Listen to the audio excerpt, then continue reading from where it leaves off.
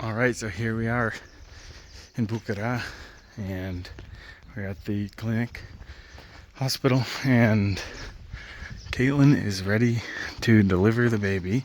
And I went to get some stuff in the bag, and she is dilated to a 9.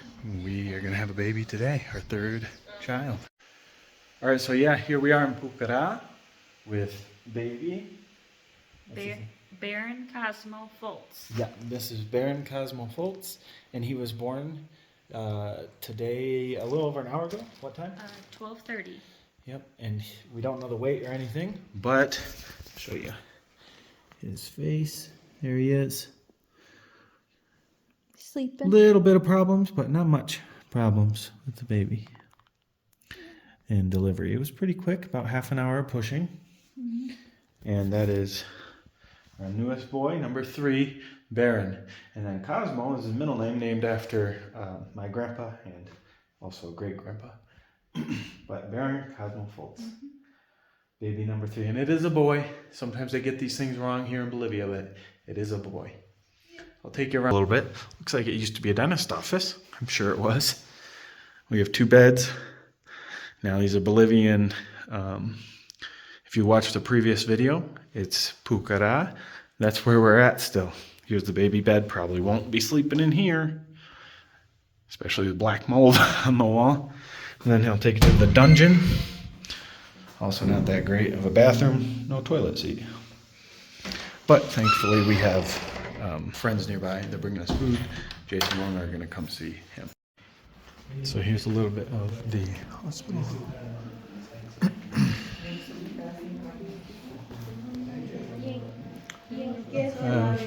Little offices over there. Of course, the front desk here.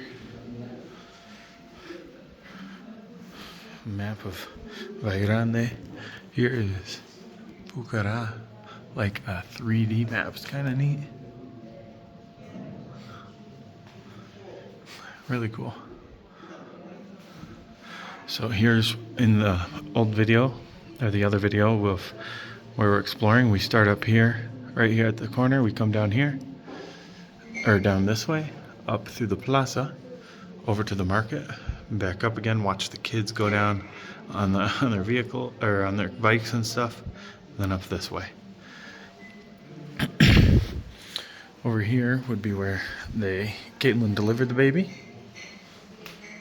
I assume they're cleaning up. And then over here is one room with some sick people. And then here we have Caitlin and the baby. You got a heater because it's a little cold here, as I mentioned. And there he is, Baron Cosmo Fultz. So we're going to go over our general experience for having a baby here in Bolivia. Here he is. Just done nursing, burped, and sleeping, as he does a lot. Yeah. We were originally going to have the baby in Valle Grande, which is bigger. But for multiple reasons, we decided to go to Pucará, where our friends are, because there's a lady there, and we'd prefer a lady doctor anyway. Mm-hmm. And some other reasons. I thought it would be better because in Bolivia they kind of treat giving a baby as like a procedure, and they'll cut you without asking and stuff like that, right? So yeah. That's some stuff we didn't want to deal with. And thank the Lord, everything worked out, and it was easier, I think, in Pucará. And I think God planned it that way and led us there. Mm-hmm. For a easier time, although the hospital's smaller and stuff. It was more like, I'd say it was more like a midwife experience, because she came to the house we were staying at and all that stuff. Checked on me. No? Yeah. But yeah, how would you say while you were waiting before the hospital, how would you say all that was, your experience in Bolivia? Mm-hmm. As you've had 2 kids before in the States, both in the hospital. Yeah. But all the checkups and stuff that you did, were here in Valle Grande, and then Yeah. the ones after we had in the days before you had more with Yeah. the midwife Yeah. experience. Yeah. It was different, but I only had a couple appointments or visits. They don't do appointments with the doctors here in Valle Grande or in Pucara. In Santa Cruz they do, but we never went there for doctor's appointments. And the the lady that helped deliver Baron, she came to Nate and Emmy's house, which is where we were staying before Baron was born. Nate and Emmy are our friends here in Bolivia. They're missionaries to Pucara. And she came to the house and she checked on me to make sure that the baby was doing good. And she brought some tools to hear the heartbeat and to measure how far along my stomach was measuring. And she said that Ultrasound stuff too, no? They do ultrasound. She did.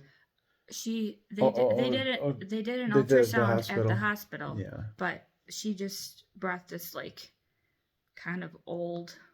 Yeah, it was really old looking. Yeah. It was to hear the heartbeat and stuff. Yeah, to hear the heartbeat, and then she checked to make sure the head was in position, and then she said everything looked good, and we had a little bit of struggle because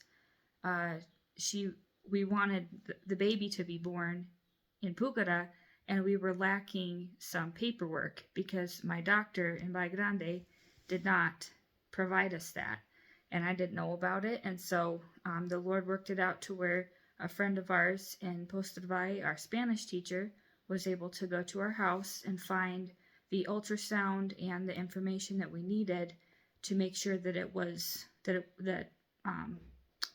the doctor would not have any issues with the doctor in Valle Grande that was supposed to deliver Baron. So the Lord worked that out, and she was able to get it.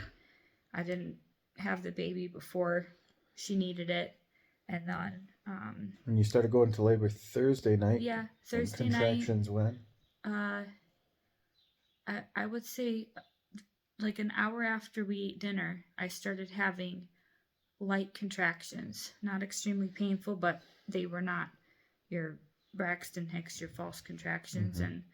And then throughout the night, I would have random ones, not bad enough to where I'd have to go. What did you say, like 15, 20 minutes apart or something? Between 15 and 30 minutes apart. Okay. They were pretty sparse. But and then about 6 o'clock in the morning or 6:30, I started having stronger ones. And then we let Emmy Rader know, because she texted the doctor and said that I was having contractions and they were close together and they were pretty uncomfortable. And then they said to eat breakfast and then to come to the hospital and they check on me. And then we went. Made it down there. She was a little worried, the doctor, because the baby was faced the wrong direction a little bit. Yeah. And I think the cord was around his neck for a bit there too near the end, but everything worked out fine. They didn't know the cord was around his neck until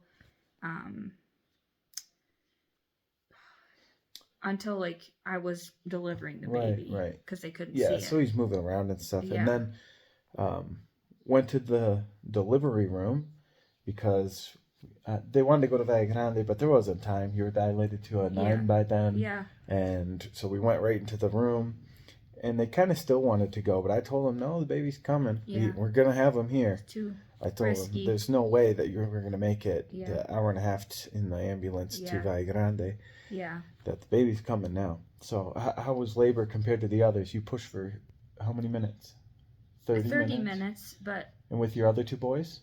Jace? Jace was an hour. And Ronan? Was 10 minutes. Okay. But they did not have the umbilical cord wrapped around their neck, and they didn't have their thumb stuck in their mouth. Right. But it all works out, and the baby came out. Baron came out in 30 minutes with pushing every... obviously, it increased the contraction, so... Yeah. I think it went by pretty fast to you, did it? Being the one pushing?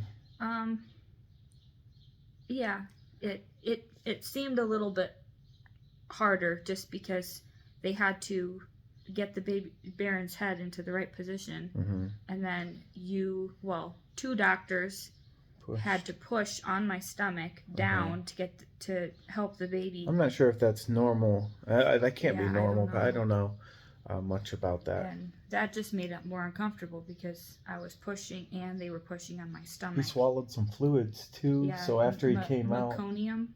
out, It's like they sucked it out, you know, yeah, with like a tube and a machine. they got it out and they warmed him up, and then Mm-hmm. they didn't want to worry me, so they just took him away and got him warmed up, and he's here. And Yeah. my And you saw we saw earlier in the video the accommodations for the hospital room, so you can make your own judgment there. It's a little bit different than the States, but he's here and he was healthy, and we praise the Lord and thank the Lord for it, right? Yep. So praise the Lord that He's eating. baby number 3 is here. He's healthy, he's eating, Yep. and growing as babies do. Thanks for watching. Yep. Thanks for watching.